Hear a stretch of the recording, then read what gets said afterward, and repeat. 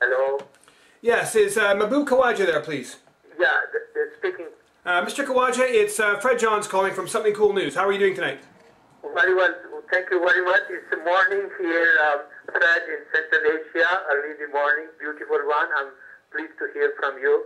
Thank you, Dr. Khawaja. I know we've spoken several times before on Something Cool News about what is going on with your son.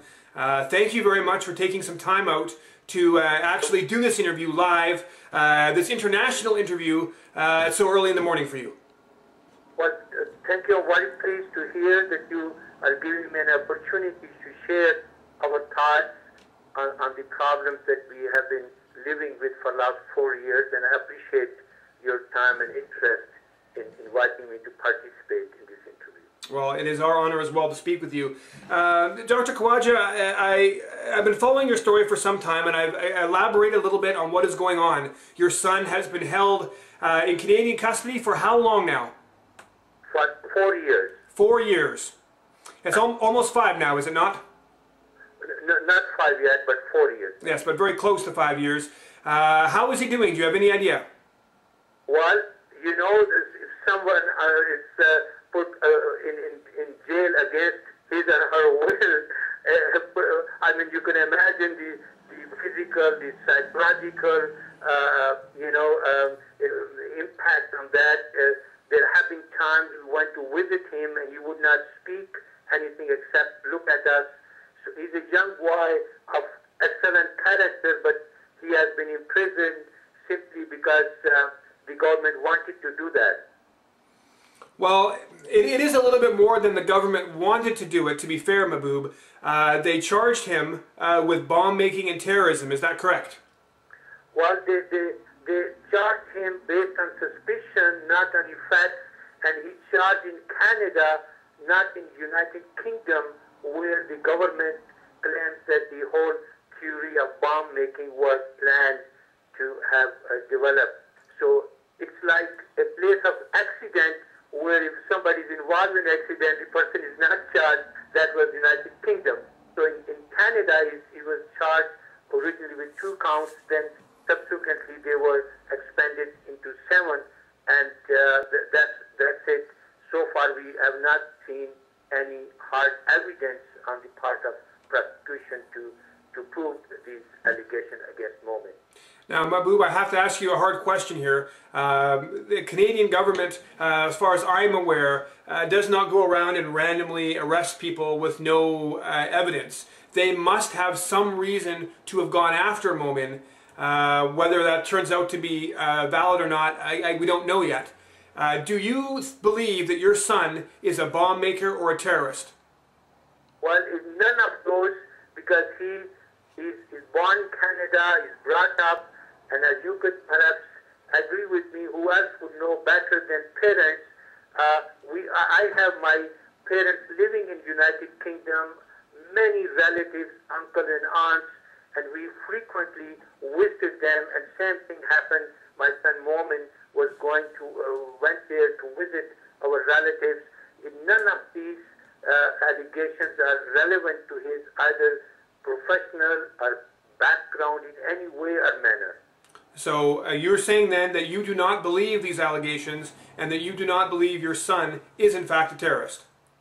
Not at all. He has no relationship, none of his background, right from birth until he was in a professional position working within Canada. None of this relates or represents in any way or manner that I could tell at this point in time. So what then would be the rationale, the logic of the Canadian government, the RCMP and CSIS smashing down your door in Orleans, Ontario in 2003? What would the logic then be for them to do that and detain your son if he's not a terrorist?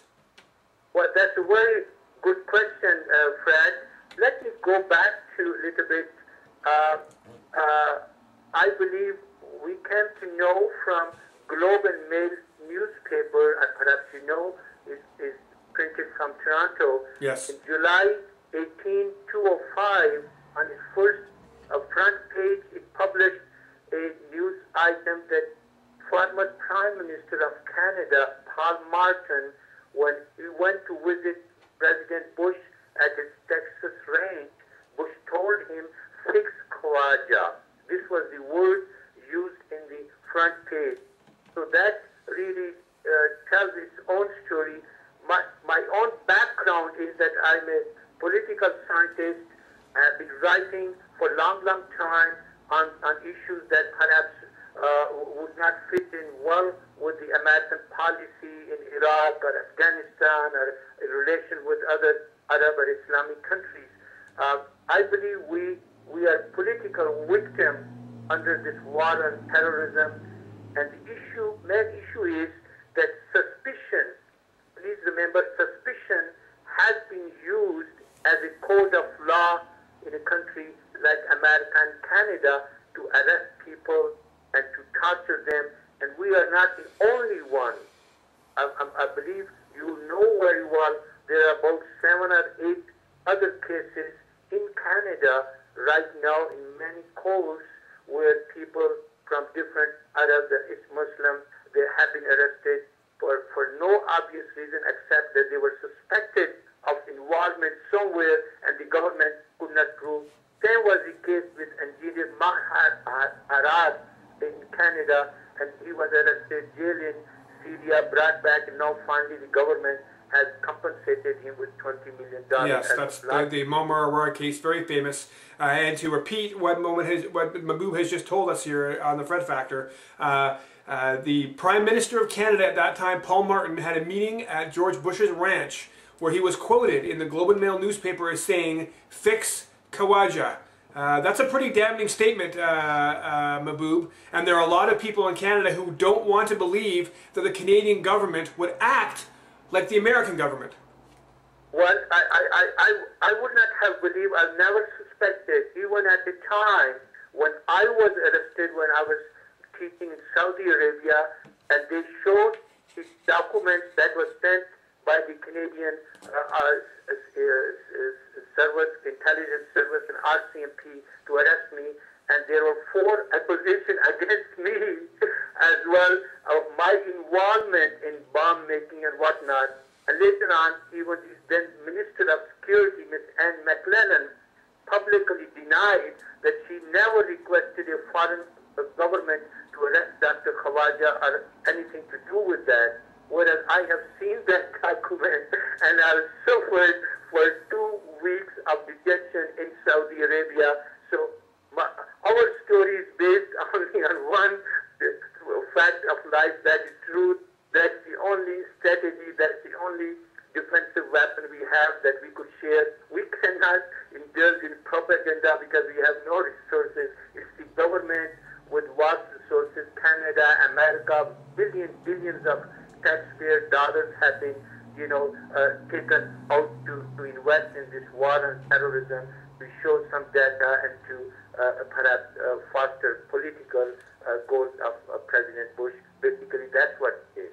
And that's something that it kind of gets overlooked, is that you were in fact charged with bomb making and terrorism a little bit as well when they detained you in Saudi Arabia for 2 weeks, and then those charges were dropped, right? Well, the charges were all fictitious, and the government in Saudi Arabia told me right at the beginning that they did not believe in anything, and after 2 weeks I was released without any charges and then allowed to complete my contract with that university for a few more months, and then I returned. But the Canadian government, the intelligence, they really worked hard. They were sure that I will be booked in for the rest of my life in Saudi Arabia. There have been other cases, people who were suspected anyway, because there are no laws over there, they could be put in jail indefinitely. That was the plan by requesting a foreign government on this terrorism case, that I would be locked up for the rest of my life. But I was lucky enough. They knew very well this whole thing was fake, that I was involved in development of 2 of their leading universities, so they were well aware of my background. People that I was working with in that university, they stood by, they supported me, and basically I was lucky enough to get out of that safely.